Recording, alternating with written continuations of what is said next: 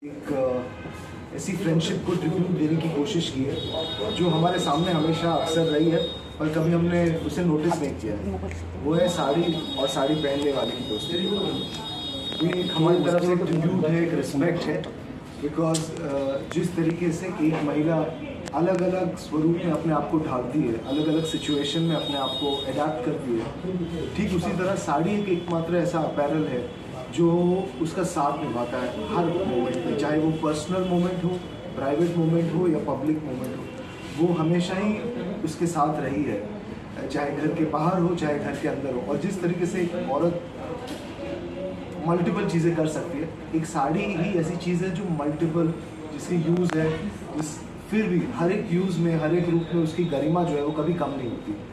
तो अरुण गौसरिया जी जो कैलकाटा के हैं, उनकी कविता से इंस्पायर्ड होकर मैंने ये फिल्म बनाई है। उनकी कविता मेरी साड़ी मेरी सखी जब मैंने पढ़ी तो मैंने उनसे कहा कि आप बहुत गलत कर रहे हो, इस कविता को अपने तक रख के इस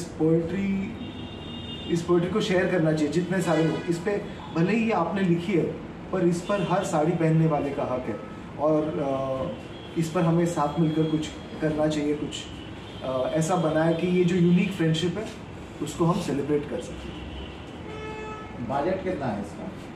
बहुत बजट हमने, क्योंकि ये एक यूनिक प्रोजेक्ट है, काफ़ी सारे लोगों ने हमें सपोर्ट किया है। They have worked at much lesser than the regular, but I think you can say we have spent around 30-35 lakh rupees.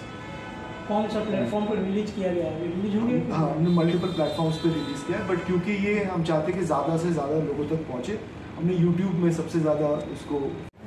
Is this a feminist ode? Is this a feminist film? Or not? मुझे तो नहीं पता कि feminism होता क्या है, ठीक है, बट मेरे जीवन में I have been inspired by lot of people. दो शख्स जो है जिनको मैं बहुत क्लोजली ऑब्जर्व करता हूँ और मैं उनको बहुत एडमायर करता हूँ, वो मेरी माता जी है और मेरी बहन जो मुझसे 8 साल छोटी है, but I think they are phenomenal.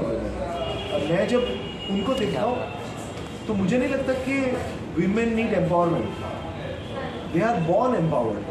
आज ही मैं दक्षिणेश्वर जाके आया काली में, हम क्या एम्पावरमेंट देंगे उनको, हम क्या उनको इक्वालिटी ऑफर करेंगे? हम डिफरेंट है, इक्वालिटी और एम्पावरमेंट की कोई रीज़न नहीं है। तो एक पुरुष ने लिखी है ये पोइट्री, एक मैंने डायरेक्ट की है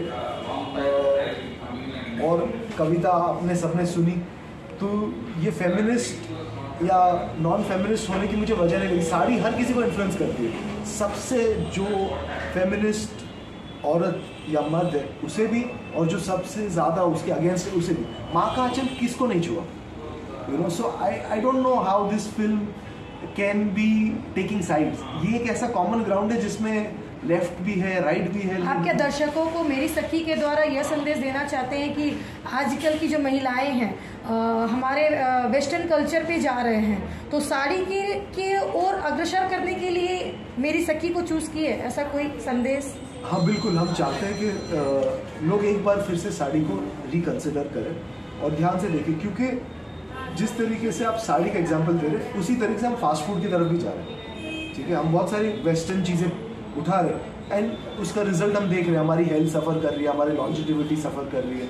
उसी तरीके से कोई भी आप पाश्चात्य वेस्टर्न कपड़ा यूज़ कर लीजिए, वो एक ओकेजन के लिए फिट होता है। कोई एक ऐसा कपड़ा नहीं है जो हर ओकेजन में फिट होता है, केवल और केवल खाली साड़ी है। तो वेस्टर्नर्स भी ये बात समझ रहे हैं, पर हम लोग कहीं पे इसको छोड़ रहे हैं। बट जब मेन होता है ओकेजन, शादी होती है, अवार्ड, कुछ भी मेन ओकेजन होता है, तो फिर औरत को याद आती है उसकी best friend which is sari. तो हम चाहते हैं कि एक बार साड़ी को फिर से रिकंसिडर कर सकते हैं। Thank you sir, thank you. वहाँ जब मैं घर के साथ साथ ऑफिस का भी मोर्चा संभालती,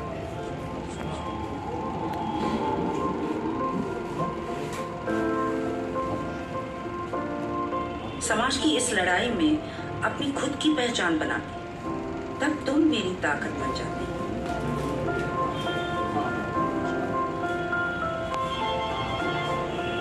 लोगों को इंसानियत के मार्ग पर चलने की राह दिखाती। भारत का नाम रोशन करने के लिए मैं जब अपने कदम बढ़ाती तब तुम हर कदम पे साहस से मेरा साथ निभाती। कितनी का ड्यूरेशन है? तो ही तो थी वहाँ जब मैं आसमान में उड़ान भरती, अपने सपनों को साकार करती। तुम्हारी ओट में स्त्री का परिचय, संस्कृति, सम्मान और गर्व का